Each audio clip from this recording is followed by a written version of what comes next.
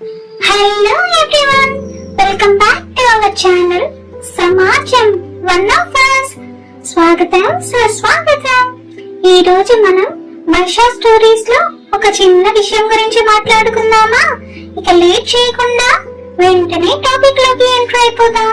మైషా, మనం ఆ విషయం గురించి మాట్లాడుకుందామా? Please start. కళ, ఆహా, అలా జరిగితే ఎంత బాగుంటుందో కదా. ఇలా ప్రతి ఒక్కరూ ఏదో ఒకసారి అనుకుంటూ ఉంటాం, కానీ నిద్ర లేచి చూచాక ఆ ప్రపంచమే వేరు. అలాంటి కళల గురించి మనం ఈ రోజు మాట్లాడుకున్నాం. ఇది అందరికీ తెలిసిన విషయమే కావచ్చు. ప్రతి ఒక్కరికి వారి వారి ఒపీనియన్ ఉండొచ్చు. ఈ విషయం పట్ల మనకి ఏదో ఒక జడ్జిమెంట్ ఉంటుంది. ఇది నేను నాకున్న అవగాహనతో చెప్తున్న సంగతి.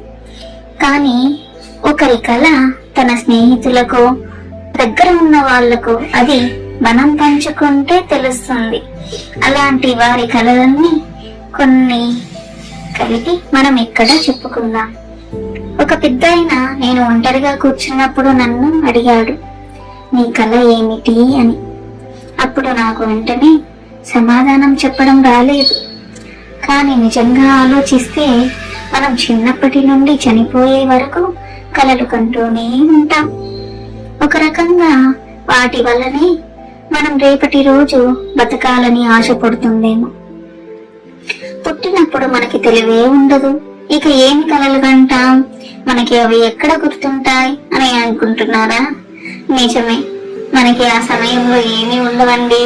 కడుపులో ఆకలి అనిపించినప్పుడు ఏడవడం, అది తీరాక నిద్రపోవడం తప్ప. కానీ మనం పుట్టక ముందే మనం అబ్బాయా అమ్మాయా అని మన పెద్దవారు మొదలెడతారు కలగంటం.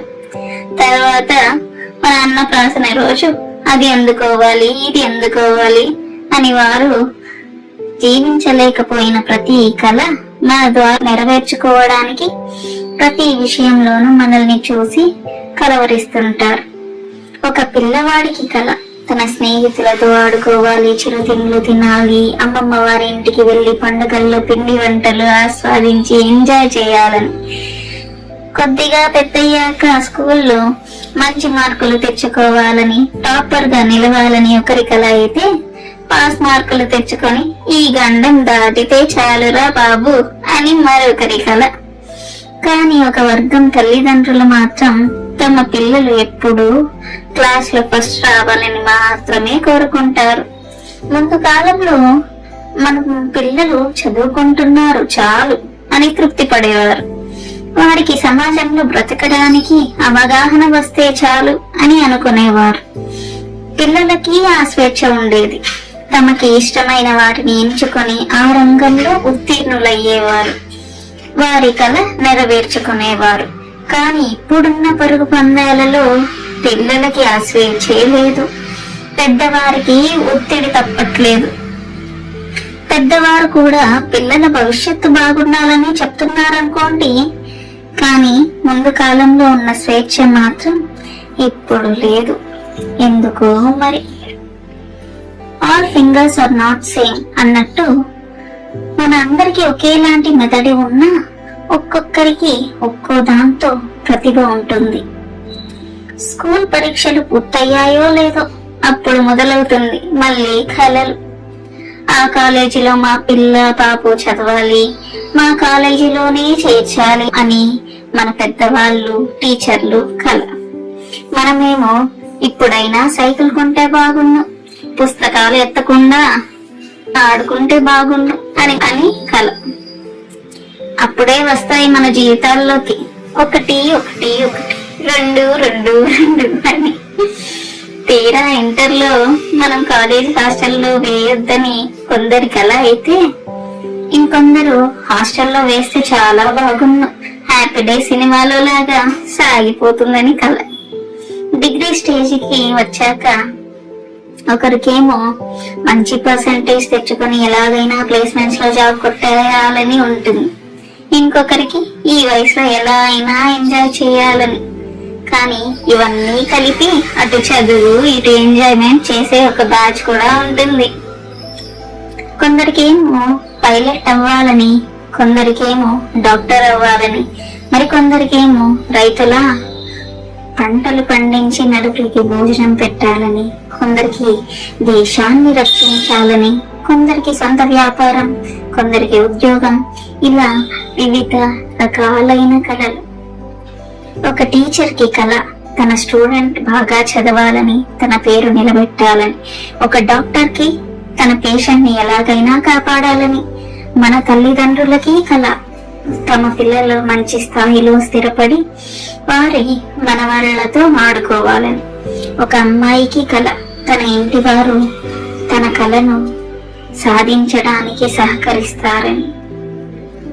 ఒక సామాన్యుడికి కళ ఇక ఈ ఒక్క పూట తిండికి గడిస్తే చాలని. ఒక మిడిల్ క్లాస్ ఫ్యామిలీకి ఈ నెల ఖర్చులు గడిచిపోవాలని, ఎప్పటికైనా ఒక సొంత ఇల్లు కట్టుకోవాలని. సాఫ్ట్వేర్ ఉద్యోగికి ఇంకొక ప్రమోషన్, ఇంకొక రోజు సెలవు. అలా వారి వారి రంగంలో ప్రతి ఒక్కరికి ఏదో ఒక కళ, ఏదో ఒకటి చేయాలని. ఇలా జీవితం గడుస్తున్నప్పుడు పరిగెడుతూనే ఉంటాం ఒక కళ వెనకాల.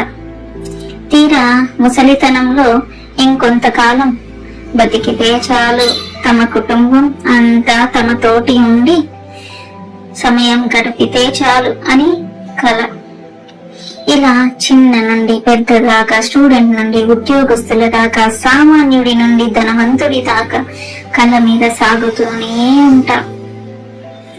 కానీ నిజంగా కళ అనే పదం మనం నిద్రలో వచ్చే వాటి గురించి కదా ఎక్కువగా వాడుతుంటాం. ఒక మనిషికి కళలు రావడానికి వివిధ కారణాలు ఉండొచ్చు. సైంటిఫికల్ గా చూస్తే ఒకరి జ్ఞాపకాలను, భావోద్వేగాలను, కోరికలను, ఇలా ప్రతి దాని వల్ల ఏర్పడే ప్రభావం వల్ల కళలు కంటుంటాం. మరి కళలు, లక్ష్యం అనేవి ఒకదానితో ఒకటి ముడిపడి ఉంటాయి. కళలు భవిష్యత్తు కోసం ఆశలు కావచ్చు. ఇవి ఊహలను విస్తరించగలవు, లక్ష్యాలను ప్రేరేపించగలవు.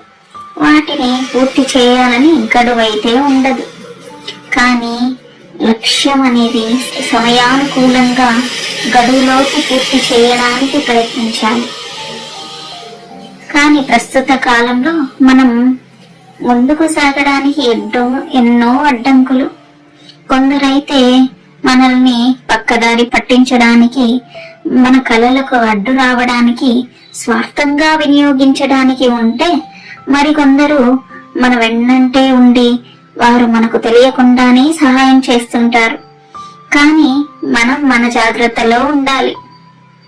ఎందుకంటే ఒకరు ఎక్కడ ఎదిగిపోతారో అని సహాయం చేయడానికి వెనకాడుతున్న రోజులివి. కలలు కనండి, వాటిని నెరవేర్చుకోవడానికి ప్రయత్నించండి.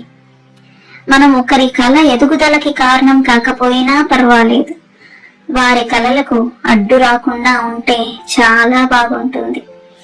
ఈ రోజు కాకపోయినా మీ ప్రయత్నం ఉన్నంత వరకు మీ కళ ఏదో ఒక రోజు నెరవేరుతుంది.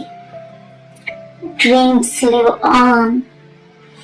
Thank you for listening and watching this video. Please like, share and subscribe for more such videos. Please encourage us.